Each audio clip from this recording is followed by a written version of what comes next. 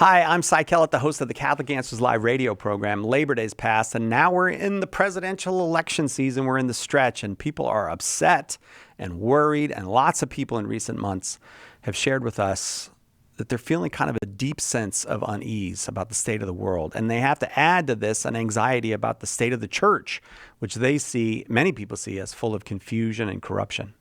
I feel I have a tremendous blessing in my life because in my travels and interviews, I get to meet lots, and I mean lots of faithful Catholics. And one thing that's almost universal about faithful Catholics is that they understand themselves to have a mission. And as long as they've got that, they just want to do that. They want to stay on that mission, and that missionary zeal is what protects them from becoming, ignorant and carefree or just despairing.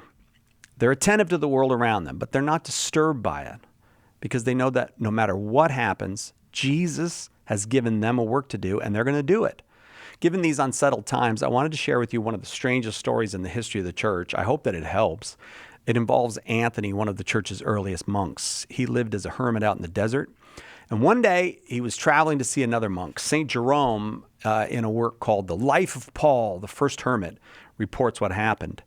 Anthony saw, in a small rocky valley shut in on all sides, Anthony saw a figure with a hooked snout, horned forehead, and extremities like goat's feet. It was a faun, a creature out of Greek myth, an actual faun, and it would have been the last thing Anthony would have expected to meet on his pilgrimage. As a figure of pagan worship, its very existence would have rocked Anthony's faith to the core. In our times, we're in a situation similar to Anthony when he met that faun. We see many things we did not expect to see, things that might well shake our faith and terrify us right down to our core. Here's the point I want to make about Anthony. He had the perfect response to such a situation. Jerome says that when Anthony first saw the strange creature, like a good soldier, he seized the shield of faith and the helmet of hope. Faced with an unexpected terror, one that utterly disoriented him, Anthony just took a deep breath and remembered that Christ is still the Lord. I'll ruin the story for you. In the end, the faun tells Anthony he believes in Christ and everything turns out fine. Because we're in a political season, I recently remembered that I started here at Catholic Answers on the same day Donald Trump was sworn in as president. In the 8 years I've been here, we have been through a lot, and I mean a lot. Disease, violence, hatred. Remember the riots, the pandemic? What I've learned in these 8 wild years is that Anthony was right. Even the great saint that he was, he could be rocked to his foundations, and many of us have been. No shame in that.